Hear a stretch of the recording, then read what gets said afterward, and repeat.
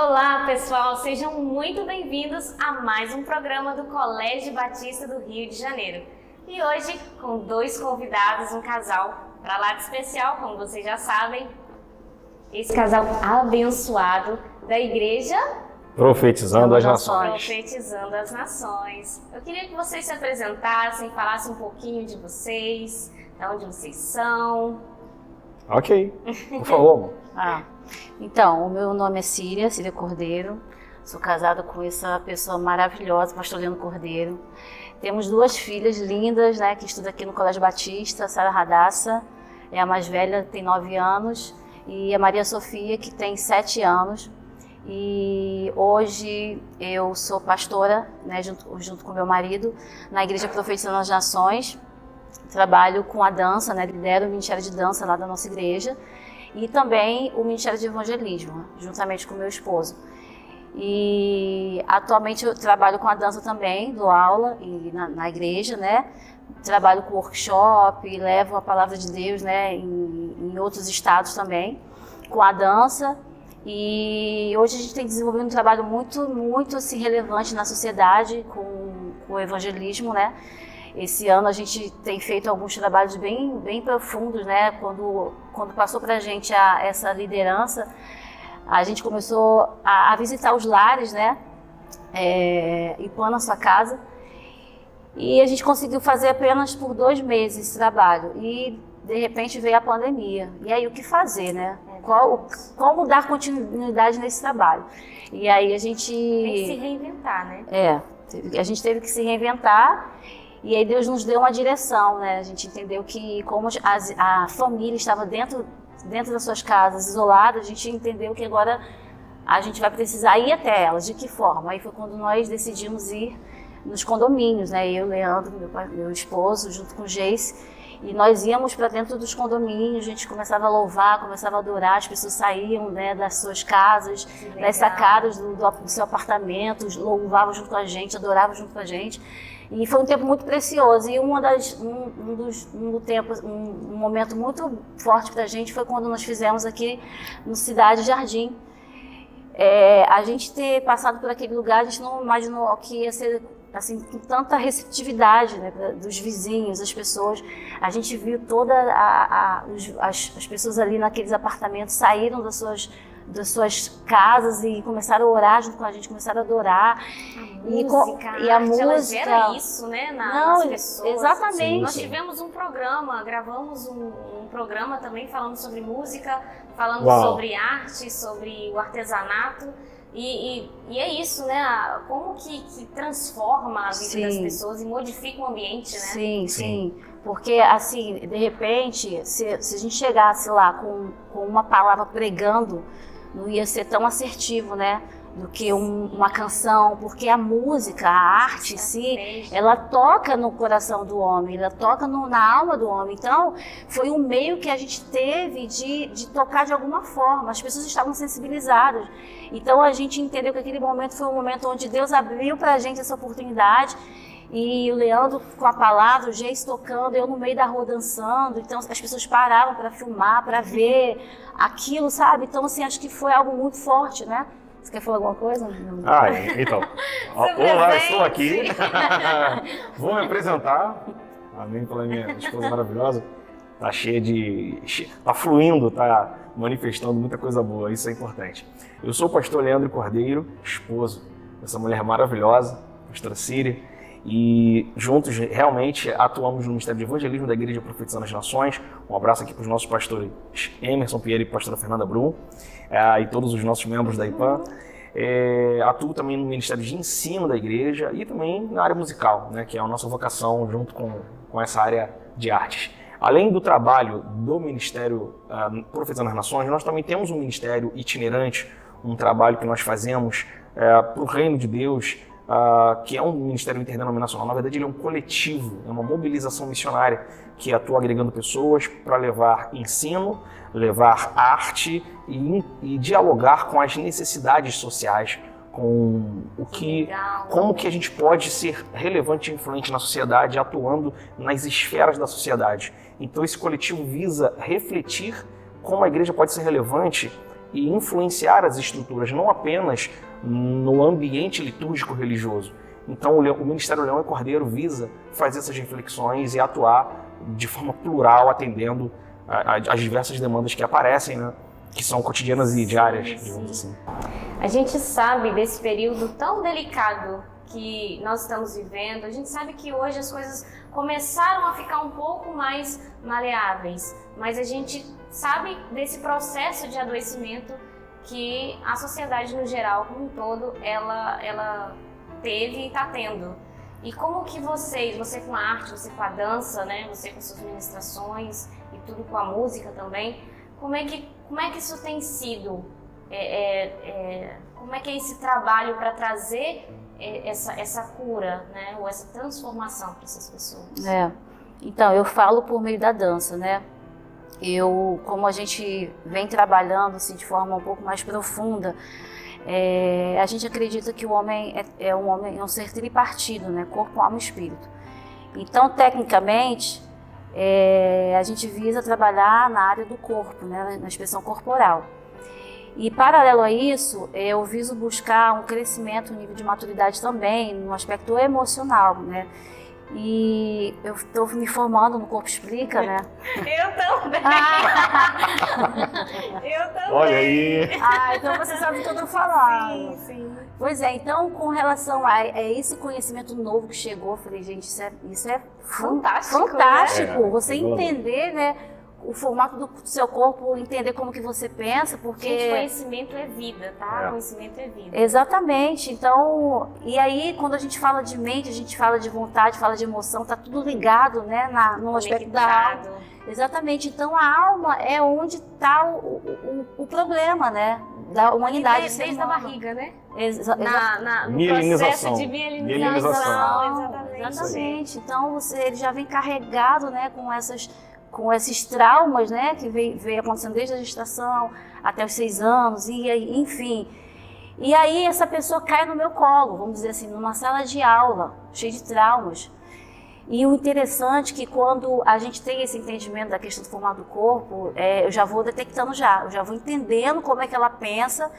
E é tão interessante que quando eu vejo o corpo dela, eu vejo como ela se move, já me diz muita coisa. E aí no momento quando a gente está fazendo as aulas, as práticas, eu não tenho como não intervir. E aí a gente intervém na situação da questão emocional dela. Eu teve casos em sala de aula, eu ver uma certa aluna fazendo uns movimentos muito pesados, e eu percebia que ela tinha o masoquista, né? Sim. Que ela guardava tudo para ela, então o movimento saía muito pesado, muito duro. E aí eu falei com ela só assim, eu nem vou falar o nome dela aqui. Eu falei, fulana, não precisa ser pesado, pode ser leve, mais leve, não precisa você carregar isso tudo que você está carregando. E aí eu fui falando com ela, ela começou a chorar no meio da sala de aula. Fazer um masoquista chorar né? é acessar realmente um ponto. Exatamente. Aguardado lá, 7 chaves. Então eu fico pensando, olha quantas intervenções. Quem tá em casa deve estar perguntando assim, gente, quem é o masoquista? Tá ofendendo as pessoas? Não, é dentro da são linguagens técnicas do curso, né? Que Isso, eles que mostra os traços de comportamento por meio dos formatos corporais. Isso. Exatamente.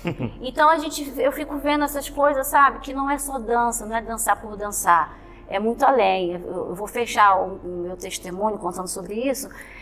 Eu recebi uma aluna, e ela crente de muitos anos, e ela foi fazer minha aula. Eu convidei ela para fazer minha aula. Ela vou fazer, e nunca fez aula de dança. E aí a gente começou a fazer um trabalho de respiração, porque a respiração é o princípio de todas as coisas. Se você não respira, tu tá morto, mano. Exatamente. E aí eu vejo quantas pessoas que dançam sem respirar. É uma dança, parece que tá com uma apneia, né? A pessoa tá morrendo. Então, sim, a pessoa parece que não tá vivendo. E aí eu tenho esse trabalho de respiração. E eu comecei a fazer um trabalho Isso se dá no canto também, né? Exatamente. O canto é o primórdio, é aquilo que é primeiro. Se você não respira certo, você não consegue alcançar uma nota, você não consegue manter a afinação, não consegue timbrar. É isso aí. E é até interessante essa questão do sopro, né? Nós temos um instrumento dentro da gente, que é o instrumento de sopro, né? De repercussão. Eita, bati aqui. Mas é percussão, tá valendo. De repercussão, de corda, enfim, esse é outro assunto. E aí, a gente conversando, eu estava orientando ela ali no meio do exercício. Sei que no final do exercício, ela saiu tão leve, ela falou, Síria, eu nunca tive uma aula assim tão profunda, porque tocou na profundidade da alma dela, sabe? Foi algo assim muito transformador.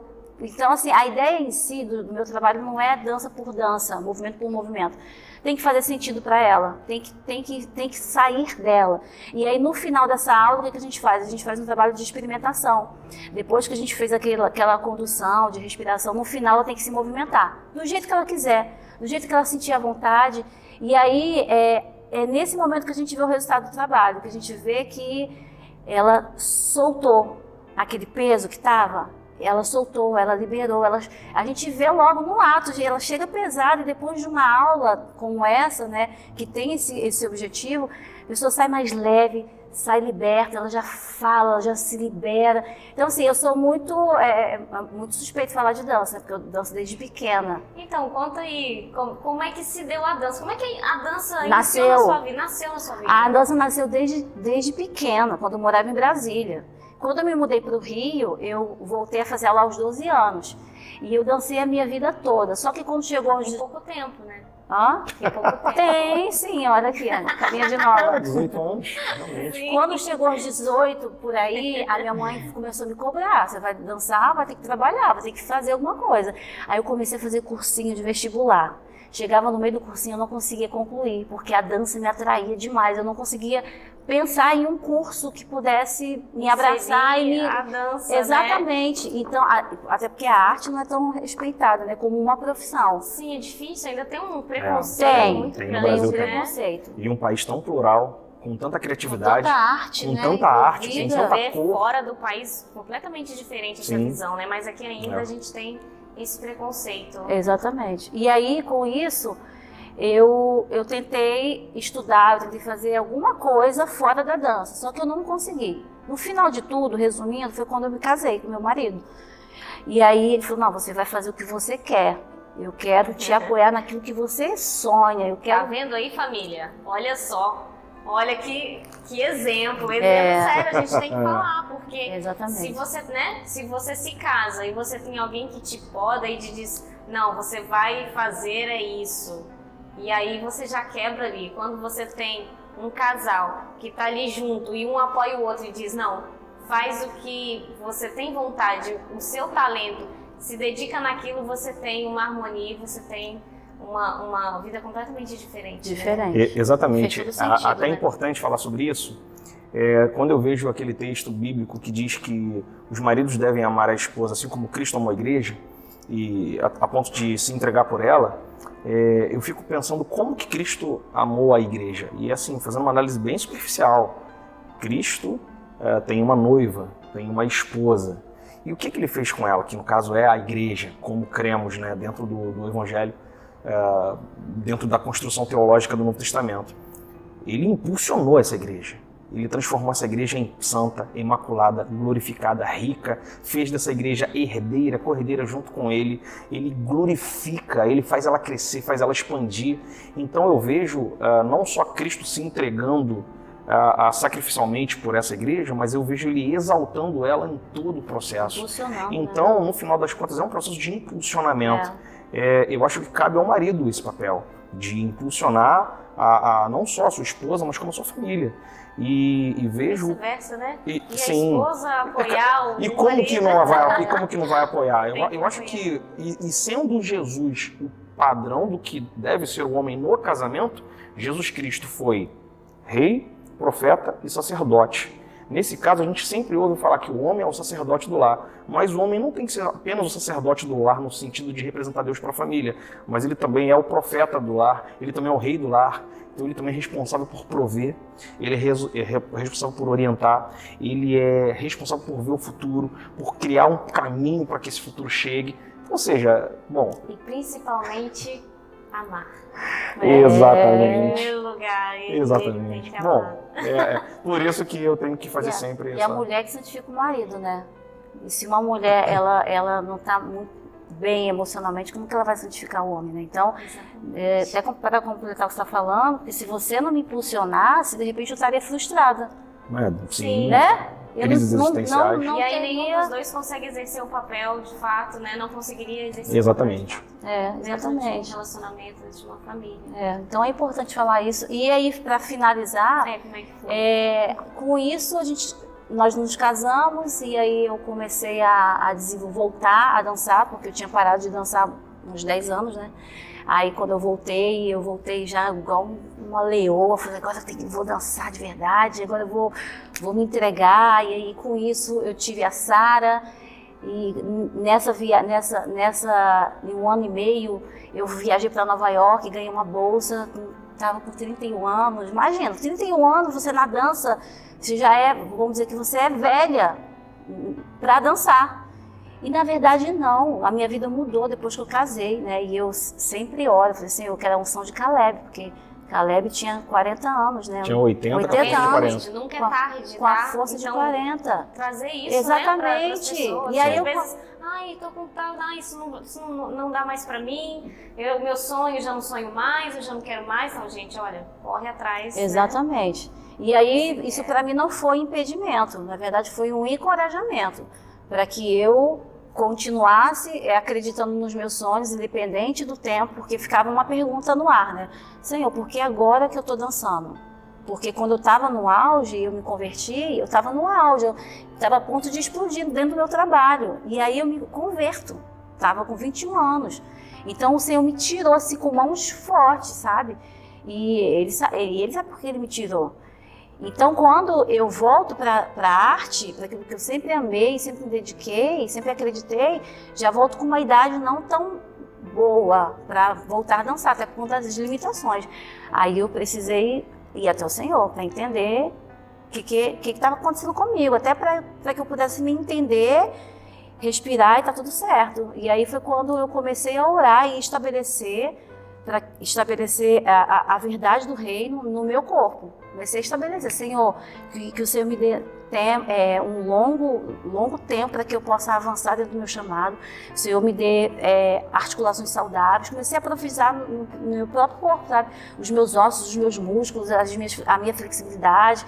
E aí com isso fui pegando força no espírito. Porque se fosse depender da minha capacidade corporal, de repente eu nem estaria mais dançando, essa é a realidade. Mas aí pelo Espírito eu peguei essa verdade, essa realidade, falei, amém, Senhor. E aí com a minha família, com o meu marido, com as minhas filhas, eu fui encorajada a continuar. Então assim, ter o meu esposo do meu lado, me apoiando naquilo que eu faço e acreditando, me torna uma pessoa muito mais completa, sabe? Muito mais viva, muito mais encorajada, muito mais impulsionada. E isso é importante demais. E é interessante que esse retorno seu, é importante citar a leitura espiritual, né? Após esse tempo de oração, para você entender, cara, eu estou voltando para a arte, mas e agora? Aparentemente a minha idade está acima da média para o palco, mas não para o ministério. Então você entendeu que era um reposicionamento para um ofício ministerial. Porque essa arte vai continuar sendo arte, porém em quais ambientes ela será manifesta, exposta, e ela vai ser veículo de comunicação e conexão para quem? Desde então, essa arte tem sido um dos canais mais poderosos dentro do Ministério Leandro Cordeiro para se conectar com diversos públicos em diversos ambientes, sejam eles eclesiásticos ou não, e a mensagem está sendo transferida, passada. Você tem mentoreado novas gerações de bailarinos cristãos, tem rodado aí vários estados fazendo esse trabalho. Então, de fato, Deus estava levantando você para um ofício ministerial interessante, necessário, até porque é uma arte pouco compreendida dentro até do nosso ambiente eclesiástico. Alguns são favoráveis, outros ou não. Então, acredito que a Síria ela carrega uma autoridade espiritual por uma vida ilibada nesse sentido. Ela carrega uma bagagem teológica adequada para defender isso. E também ela carrega a técnica, a formação e conquistas acadêmicas ao longo da vida dela, na profissional, que faz ela ser muito completa para trabalhar esse assunto dentro da igreja e fora da igreja, né? Ela tem sido até convidada a participar de alguns foros discutindo a arte cristã em meio a políticas públicas e tal. Ela tem começado a ter um tipo de influência interessante nesse sentido. Então, tudo isso hoje aponta para o que Deus estava querendo fazer quando a gente ainda não entendia aonde Ele estava querendo nos levar, não é verdade? Que legal, gente, que fantástico. E junto, né? Porque acaba que vocês estão juntos no ministério, né? Sim, claro. O ministério dela é um ministério. São coisas distintas, mas são coisas que se conectam. Complementares, se complementam e um anda com o outro, um anda junto, né? Com o outro. Você tinha me falado, a gente estava ali nos bastidores conversando um pouquinho, falou sobre essa questão também do que vocês também fazem trabalho com moradores de rua, tem essa... Como que ficou? Como é que a gente sabe das pessoas dentro das suas casas no período de pandemia? Isso. Agora, como estão as pessoas, né? Os moradores de rua? Em condição de rua. Condição de rua. Nesse universo, como vocês se trocam, vocês conversam sobre isso? Sim. Esse é um trabalho, é um dos braços do nosso trabalho de evangelismo. O nosso evangelismo, que nós desenvolvemos com a Igreja Profetizando nas Nações, ele visa enxergar a integralidade do ser. Ele não olha só como uma alma, que é uma visão até dualista, que traz uma compreensão até equivocada sobre o ser humano, né? Como se nós fôssemos caçadores de caças fantasmas. Eu quero a sua alma, entregue a sua alma. A gente até entende aonde se quer chegar com esse termo, mas muitas vezes nós desprezamos as dimensões do ser, aonde muitas igrejas se ocuparam apenas de trazer conforto espiritual, mas não traz respostas adequadas para as complexidades emocionais, na área do caráter e também nas áreas sociais, onde a dimensão financeira, a dimensão da ocupação profissional, a falta de instrução, a falta de ensino, vai fazer essa pessoa ainda patinar e cair diversas vezes até amadurecer. E eu acho que se nós podemos ajudar, podemos orientar, podemos trazer os caminhos, nós vamos fazer. Então hoje, como é o Ministério de Evangelismo, a gente tem ido para a rua levar a palavra, mas levamos a palavra com arte, porque essa é a nossa característica. Então a nossa abordagem, as nossas intervenções nas ruas são artísticas. Elas vão levar dança, elas vão levar teatro, elas vão levar música, elas vão levar malabarismo, como a gente já fez diversas vezes. Então a gente vai levar o que tiver como comunicação, ferramenta de comunicar o reino de Deus. E nisso as pessoas se sentem atraídas e elas acabam, até porque a gente tem mantido uma regularidade nesses locais, em alguns locais, Lapa, por exemplo, Largo do Machado, alguns locais aqui da nossa região, Barra da Tijuca e Recreio, que tem pontos de pessoas com necessidade, pedintes e tudo mais. Então, quanto mais a gente vai circulando por esses lugares, as pessoas vão entendendo que nós estamos fazendo um trabalho sério, permanente, elas vão começando a se confiar a nós. Por isso que começaram a haver alguns resgates. Pessoas que chegaram a confiar a nós dizendo o seguinte: cara, me ajuda, me leva daqui, eu entendi que vocês são sérios no que vocês fazem, eu preciso de um recomeço, o que vocês podem fazer por mim? E aí cada caso é um caso. Em alguns momentos a gente entende que o melhor caminho é a prefeitura. Existem pessoas que estão numa complexidade de necessidades, que ela precisa de serviços públicos para serem atendidas. Outros casos não.